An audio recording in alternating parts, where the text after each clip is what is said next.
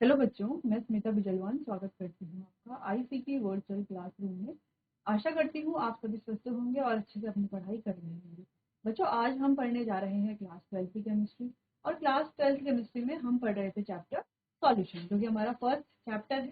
ठीक है, तो चलिए इसी को ही आगे कंटिन्यू करते हैं और एक बार देख लेते हैं लास्ट लेक्चर में हमने क्या क्या। बच्चों, हमने अभी तक कंसंट्रेशन टर्म्स नहीं पढ़ी है, क्योंकि कंसंट्रेशन टर्म्स हमने क्लास 11th में पढ़ी हुई है, बहुत अच्छे से हमने पढ़ा था। ठीक है, तो ऐसा नहीं है कि कंसंट्रेशन टर्म्स हम पढ़ेंगे ही नहीं, हम पढ़ेंगे, लेकिन उनको हम चैप्टर के एंड में पढ़ेंगे। ठीक है, चलिए।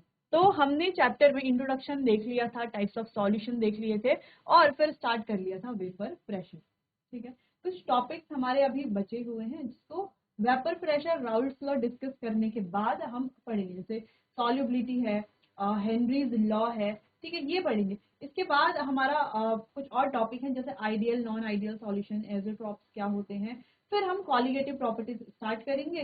कॉलिगेटिव प्रॉपर्टीज को कंप्लीट करने के बाद लास्ट में हम कंसंट्रेशन टर्म्स को अच्छे से डिस्कस करेंगे और हमें काफी क्वेश्चन भी उनके करने। ठीक है, तो चलो, वेपर प्रेशर के बारे में हमने बात की थी कि जो प्रेशर एक्सर्ट किया जाता है लिक्विड से उसके सरफेस में इक्विलिब्रियम में, ठीक है, उससे कहा जाता है वेपर प्रेशर। अब वेपर प्रेशर बहुत इजी भी है, हम समझ भी पा रहे हैं आसानी से। वेपर प्रेशर का मतलब है कि वेपर्स के द्वारा जो प्रेशर एक्सर्ट किया जा रहा है इक्विलिब्रियम में। अब इक्विलिब्रियम बना कैसे, ये पता चल रहा है कि इक्विलिब्रियम कहाँ से आ रहा है। तो हम ये समझ गए हैं कि यहाँ पर रेट ऑफ इवेपोरेशन और रेट ऑफ कंडेंसेशन क्या है, बराबर है, इसीलिए इक्विलिब्रियम बोल रहे हैं। और ये इवेपोरेशन और कंडेंसेशन का रेट बराबर क्यों हो रहा है, ये भी हम समझ गए थे। ये इवेपोरेट होगा, ऊपर जाएगा, लिड पर टकराएगा और कंडेंस होगा। तो जितने वेपर बनेगा उतना ही कंडेंस होंगे, है ना। ऐसा थोड़ी ना है कि वेपर कम बन रहे हैं, कंडेंसेशन ज्यादा हो रहा है ना। ऐसा तो नहीं है, जितने वेपर बनेंगे उतने कंडेंस होंगे। ठीक, तो दोनों का रेट क्या होगा, बराबर होगा। इवेपोरेशन के बारे में बात की थी, डिस्कस किया था कौन कौन से फैक्टर उससे अफेक्ट करते हैं। फिर हमने प्रॉपर्टीज पढ़ी थी यहाँ पर वेपर प्रेशर की। ये नेचर ऑफ लिक्विड पर डिपेंड करता है। ठीक है, टेम्परेचर पर भी डिपेंड करता है। टेम्परेचर क्या करता है, वेपर प्रेशर को बढ़ा देता है। ठीक है, फिर हमने यहाँ पर बात की थी कि इस पर ये डिपेंड नहीं करता और ये कैसा फिनोमेना है, ये एक बल्क फिनोमेना है। फिर हम बात कर रहे थे कैलकुलेशन कैसे करेंगे वेपर प्रेशर की। ठीक है, तो प्योर लिक्विड को रिप्रेजेंट किया जाता है पी नॉट से। और हमें दो यहाँ पर पढ़ने की, एक तो सॉल्यूट और सॉल्वेंट दोनों ही कैसे हैं, वॉलेटाइल है। ठीक है, दोनों ही वॉलेटाइल है, लिक्विड लिक्विड भी बोलते हैं हम।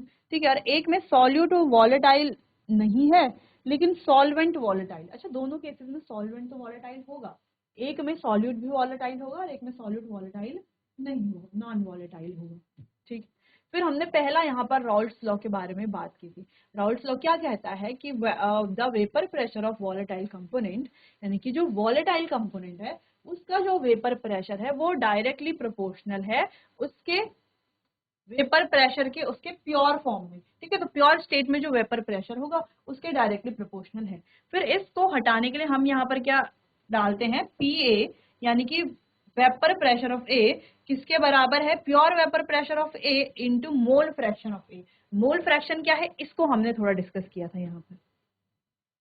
ठीक है, मोल फ्रैक्शन क्या होती है इसको हमने डिस्कस किया था। मोल फ्रैक्शन भी हमने पहले का पढ़ा हुआ है, क्लास 11th में पढ़ा हुआ है, लेकिन फिर भी हमने इस पे यहाँ पर डिटेल में डिस्कस किया था।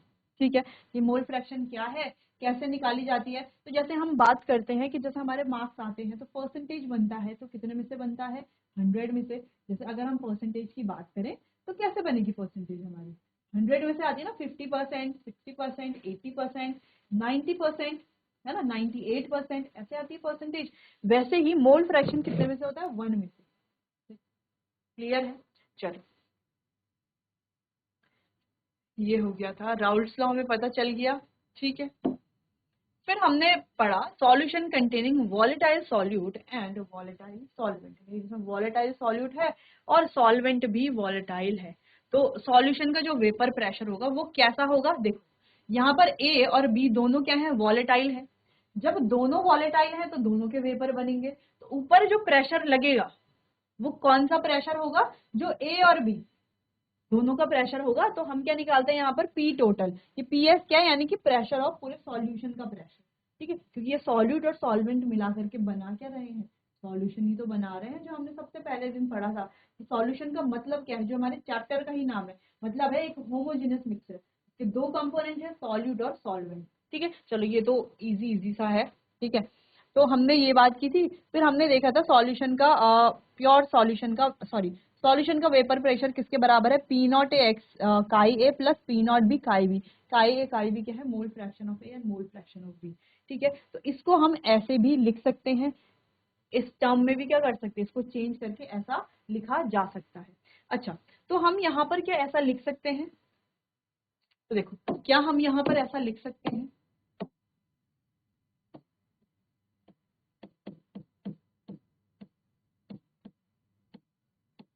काई A plus P naught B chi B. ठीक है, P naught A P naught B क्या है, प्योर वेपर प्रेशर है, और काई ए और काई बी क्या है, हमारे पास मोल फ्रैक्शन है। तो क्या इसे ऐसा लिखा जा सकता है, काई ए को, या काई ए रहने दो, काई ए अगर हम रहने दें, तो क्या हम इसे ऐसे लिख सकते हैं, 1 - काई ए, ऐसा लिखा जा सकता है। हाँ बिल्कुल, हमने लिखा भी था ना यहाँ पर ऐसा। इसको अगर हम आगे सॉल्व करते हैं तो ये कैसा बनेगा, ये बनेगा P naught A chi A plus P naught B minus P naught B chi A, ऐसा कुछ बनेगा। तो हम लिख सकते हैं P naught B plus chi A P naught A minus P not, ऐसा लिखा जा सकता है। हाँ बिल्कुल। अच्छा, इसी को क्या हम ऐसे लिख सकते हैं, P naught A chi A plus P naught B chi B. अब हम क्या कर ले, अभी जैसे हमने काई बी की वैल्यू रखी 1 - काई ए, ठीक है, तो वैसे हम काई ए की वैल्यू रख सकते हैं। हाँ बिल्कुल रख सकते हैं। क्या वैल्यू रखेंगे, वैल्यू आ जाएगी 1 - chi B plus P naught B chi B, P naught A minus P naught A chi B plus P naught B chi B. ठीक है, P naught A plus chi B common ले लेंगे, तो ये आ जाएगा P naught B minus P naught A. ठीक है, क्लियर है, इतना समझ में आया। तो इनसे लास्ट ईयर क्वेश्चंस भी आ रखे थे कि कौन सा जो है राउल्ट्स लॉ है, कौन सा राउल्ट्स लॉ नहीं है, ऐसा करके कुछ तो क्वेश्चन था। ठीक है, वो क्वेश्चन हम लास्ट में देखेंगे चैप्टर के, जो लास्ट ईयर बोर्ड्स में आए होंगे। ठीक है, तो चलिए इतना समझ में आया, इसे आप नोट कर लीजिए, फिर कुछ क्वेश्चंस करते हैं आगे।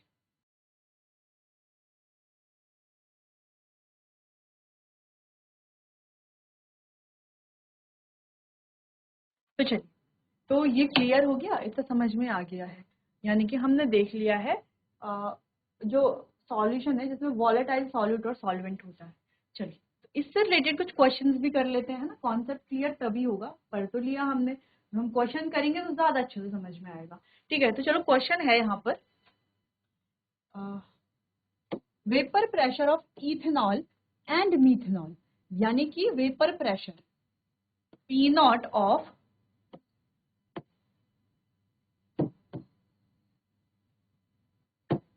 चलो तो सॉल्यूशन लिख लेते हैं,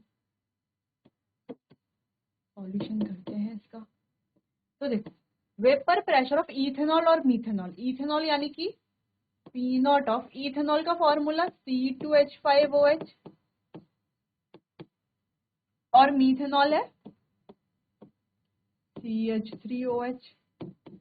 ठीक है, तो इथेनॉल और मीथेनॉल कितना दे रखा है, इसका दे रखा है इथेनॉल का 45 mmHg और मीथेनॉल का है 88 mmHg। इतना क्वेश्चन में दिया हुआ है, अभी इतना ही हमने क्वेश्चन पढ़ा है। ठीक है, सॉल्यूशन भी स्टार्ट कर दिया।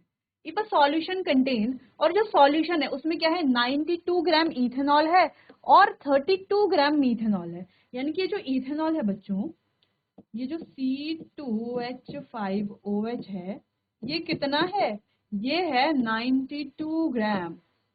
ठीक है, और ये जो मीथेनॉल है जो कि ये CH3OH, ये कितना है, ये है 32 ग्राम मीथेनॉल। ठीक है, then calculate vapour pressure of solution. Calculate vapour pressure of solution. अब हमें क्या कैलकुलेट करना है, इतना तो दे रखा है, और vapour pressure of solution calculate करना है, यानी कि PS। ये तो वेपर प्रेशर ऑफ सॉल्यूशन, जिसको हम P टोटल भी बोलते हैं। तो सॉल्यूशन का क्या मतलब है, सॉल्यूट और सॉल्वेंट दोनों का वेपर प्रेशर क्या करना है, कैलकुलेट करना है। ठीक है, तो फॉर्मूला क्या होता है हमारे पास, P0A काय A प्लस P0B काय B, ये होता है फॉर्मूला। ठीक है, फॉर्मूले में P0A क्या मान रहे हैं हम, मीथेनॉल, सॉरी इथेनॉल, और P0B क्या है, इथेनॉल। ठीक है, ऐसे ही बोल लो, क्योंकि हम A को सॉल्यूट मान रहे हैं, B को सॉल्वेंट बोल रहे हैं। ठीक है, तो सॉल्वेंट कौन सा होगा, जो ज्यादा क्वांटिटी में होगा। तो देख लो कौन सा ज्यादा क्वांटिटी में है, कौन सा सॉल्यूट है, कौन सा सॉल्वेंट है। या आप सीधा सीधा सिंपल ऐसा लिख सकते हो, यहाँ पर हमें यहाँ पर मतलब है C2H5OH, और ये भी C2H5OH। ठीक है, C ये क्या है, CH3OH, ये भी CH3OH। क्लियर है इतना। ठीक है, ये फॉर्मूला है, फॉर्मूले में वैल्यू पुट करनी है और बहुत इजी क्वेश्चन है। लेकिन वैल्यू कहाँ से पुट करेंगे, देखो P0 C2H5OH तो हमें पता है, यानी कि इसका जो वेपर प्रेशर है वो तो हमको पता है, और इसका भी वेपर प्रेशर हमको पता है। ठीक है, लेकिन मोल फ्रैक्शन तो हमें पता ही नहीं है। अब मोल फ्रैक्शन का फॉर्मूला क्या होता है, मोल फ्रैक्शन अगर हमें निकालना है तो कैसे निकालेंगे, नंबर ऑफ मोल्स ऑफ ए। अगर मोल फ्रैक्शन किसकी निकालनी है, ए की निकालनी है, तो moles of A upon total moles. वैसे ही बी के लिए निकालनी है तो सेम फॉर्मूला है, काय बी, यानी कि mole fraction of B is equal to number of moles of B upon total moles. ठीक है, ये फॉर्मूला है हमारे पास। ठीक है, तो इन फॉर्मूले में वैल्यू पुट करनी है और आसानी से सॉल्व कर लेंगे। तो देखो, इसके लिए सबसे पहले हमें क्या पता होना चाहिए, ये तो हमने वो लिखा हुआ है जो क्वेश्चन में गिवन है, जो क्वेश्चन में गिवन नहीं है, ठीक है, वो हमें यहाँ पर निकालना है। तो देखो, ये तो हमें सिंपल इनका मास दिया हुआ है। ठीक है, अब हमें क्या निकालना है, इसका मॉलिक्यूलर मास। मॉलिक्यूलर मास की मदद से हम क्या निकाल सकते हैं, नंबर ऑफ मोल्स। क्योंकि ये जो Na है, ये जो बच्चों Na है, Na कैसे निकलेगा, given mass upon molecular mass.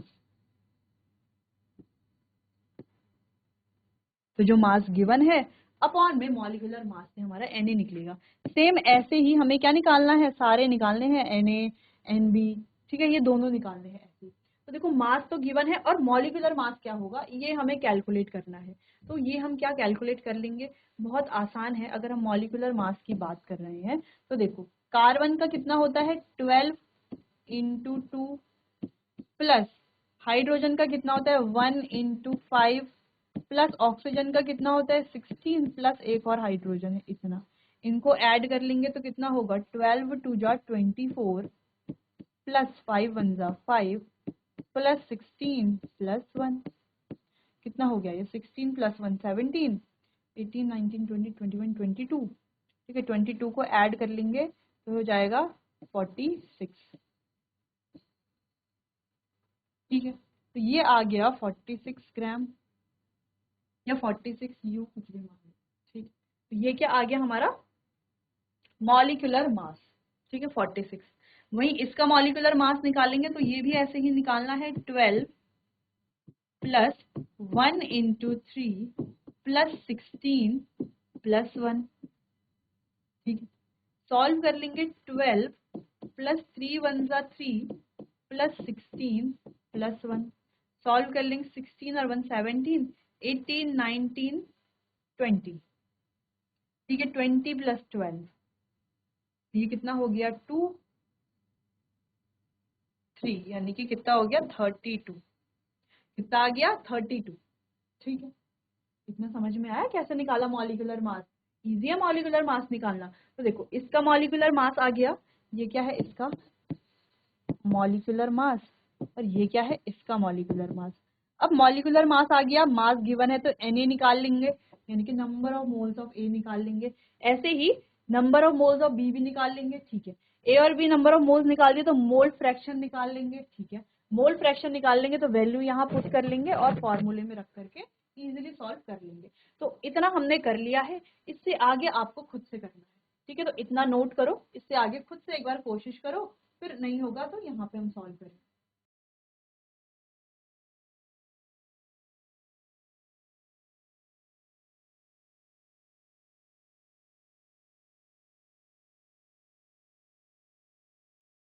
चलो, तो इसके आगे आपने सॉल्व कर लिया होगा, तो आगे बढ़ते हैं। तो आपने किया क्या, देखो। तो सबसे पहले आपने Na निकाला होगा, है ना, number of moles of A निकाला होगा, या मान लेते हैं कि मोल्स निकाले आपने C2H5OH के, ठीक है। कैसे निकाले, given mass upon molecular mass. तो गिवन कितना है, देखो गिवन है 92 और मॉलिक्यूलर कितना आया 46, 92 अपॉन 46, तो 46 टू जा, तो ये तो आ गया 2, ठीक है। आगे बढ़ते हैं, CH3OH, गिवन मास कितना है 32 और मॉलिक्यूलर मास भी कितना है 32, तो ये तो आ गया, ये आ गया 1। तो यहाँ पे क्या है, इसका नंबर ऑफ मोल्स कितने हैं 1, इसमें कितने मोल है 2, इसमें 1 मोल, ठीक है। तो सॉल्व कर लेंगे,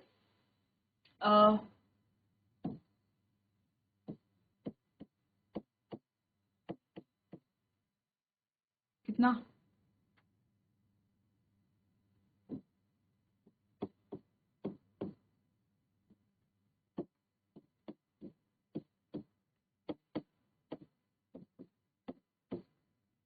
ठीक है, सिंपल सा सॉल्व कर लेंगे। कितना आया, ये आया 2 अपॉन 2 प्लस 1 कितना हो गया 3, 2/3, और दूसरा आया हमारे पास काय CH3OH, कितना आया ये 1/3, 2/3 और 1/3, ठीक है। तो ये आ गई दोनों मोल फ्रैक्शन। अब सिंपल सा हमारे पास फॉर्मूला है,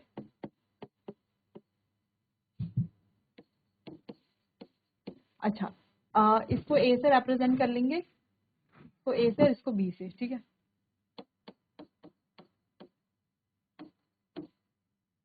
चलो, तो वैल्यूज रख देंगे। तो देखो P0A हमने यहाँ पे देखा था, P0A कितना है 45, कितना है 45 इंटू मोल फ्रैक्शन कितना आया इसका, मोल फ्रैक्शन आया है बच्चों 2/3, ठीक है। प्लस P0 भी कितना आया था, कितना था 88, P0 भी कितना है 88 इंटू इसका अगर मोल फ्रैक्शन की बात करें तो 1/3, ठीक है। चलो सॉल्व कर लेंगे, क्या हो गया 45 टू ज़ा 90/3 प्लस 88 वन ज़ा 88/3, सॉल्व कर लेंगे, कितना हो गया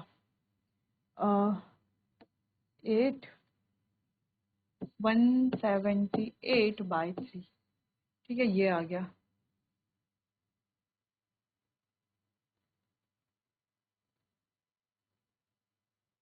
ठीक है, सॉल्व कर लेंगे इसको, तो 3 5 ज़ा 15,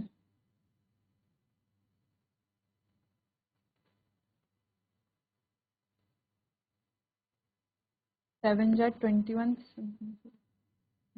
9 ज़ा 27, 59.33, तो लगभग PS आ गया है 59.33 mmHg लगभग। अच्छा, वैसे ये भी आंसर ही है, इतना भी आप लिख सकते हो mmHg, ठीक है। वैसे मेन आंसर आप ऐसा भी लिख सकते हो, इसको आगे आप सॉल्व कर लोगे तो ऐसा आ जाएगा। ये क्लियर है, कहीं पे कोई कंफ्यूजन तो नहीं है।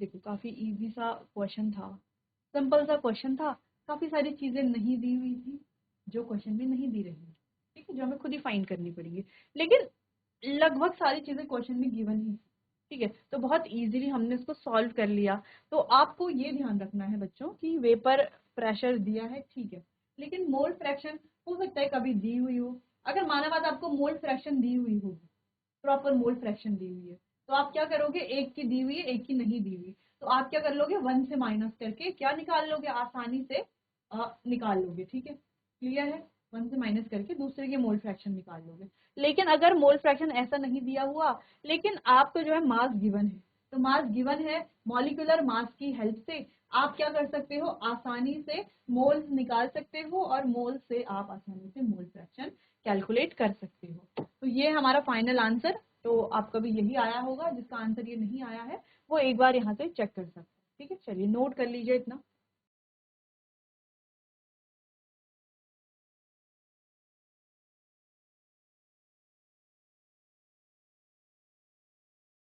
चलिए क्लियर हो गया, आगे बढ़ते हैं नेक्स्ट क्वेश्चन की तरफ। तो अगला क्वेश्चन है, the vapour pressure of pure liquid A is, यानी कि यहाँ पर तो प्योर लिक्विड ए यानी कि पी नॉट ए गिवन है,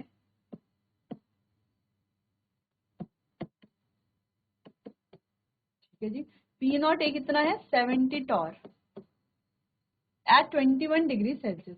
it forms a solution with another liquid B, और ये क्या बनाता है, एक और लिक्विड बी बनाता है, मतलब लिक्विड बी के साथ सॉल्यूशन बनाएगा, है ना, अकेले सॉल्यूशन थोड़ी बनेगा, ए और बी दोनों होंगे तभी तो सॉल्यूशन बनेगा, ठीक है। तो दो mole fraction of B is 0.2 और बी का भी मोल फ्रैक्शन दिया हुआ है, यानी कि हमें यहाँ पर मोल फ्रैक्शन ऑफ बी दिया हुआ है 0.2।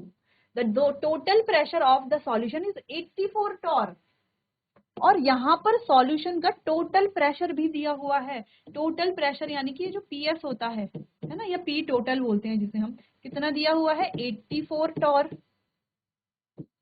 Calculate the vapour pressure of liquid B at 21 degree Celsius, यानी कि सेम टेम्परेचर पर हमें क्या करना है, लिक्विड बी का वेपर प्रेशर कैलकुलेट करना है, यानी कि हमें यहाँ पर पी नॉट बी फाइंड करना है, ठीक है। तो काफी इजी सा तो ये लग रहा है। तो फॉर्मूला क्या होता है, P S is equals to P naught A chi A plus P naught B chi B, ये होता है फॉर्मूला, बिल्कुल यही होता है, ठीक है।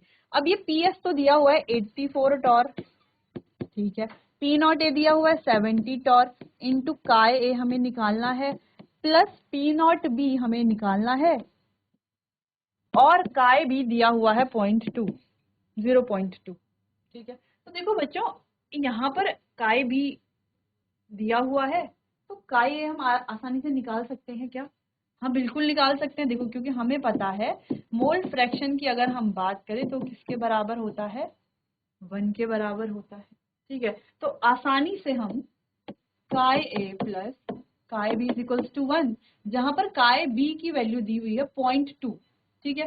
तो काय ए ऐसा ही है और काय बी की वैल्यू है 0.2, यानी कि 1 माइनस 0.2 कर लेंगे तो काय ए आ जाएगा लगभग 0.8, ठीक है।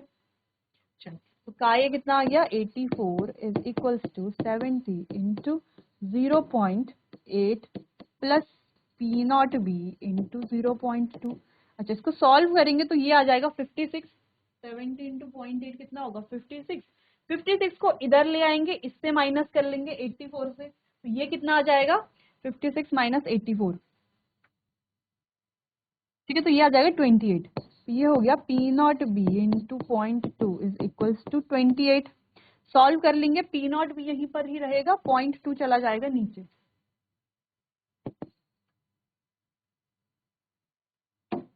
तो पी नॉट बी और ये आ गया 0.2। सॉल्व कर लेंगे, 140 टॉर, इजीली कितना आ गया ये, 140 टॉर। तो यहाँ पर देखो हमें सिर्फ एक ही चीज कैलकुलेट करनी थी, सारी चीजें हमें पहले से दी हुई थी।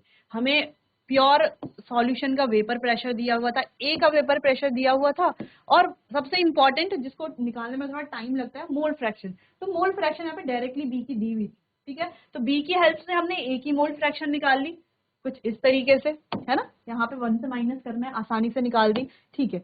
तब जब हमने मोल फ्रैक्शन निकाली तब तो बहुत इजी हो गया, क्योंकि सारे टर्म्स हमें मिल गए हैं, और एक ये ही हमें निकालना था पी नॉट बी, तो इजीली हमने ये क्वेश्चन क्या कर लिया है, सॉल्व कर लिया है। क्लियर है, चलिए। तो चलिए बच्चों, ये है नेक्स्ट क्वेश्चन और ये है आपका होमवर्क। तो जैसे हमने अभी 2 क्वेश्चन किए वैसे ये क्वेश्चन भी करना है, ये तो बल्कि उससे भी इजी है, क्योंकि इसमें काफी चीजें दी हुई हैं, दोनों प्रेशर दिए हुए हैं शायद, और आपको कंपोजिशन निकालना है। तो इसको भी आप आसानी से कर लोगे। तो ये है आपका होमवर्क। तो चलिए बच्चों, आज के लिए बस इतना ही। मिलते हैं अपने आने वाले अगले सेशन में। तब तक के लिए आपका बहुत बहुत धन्यवाद।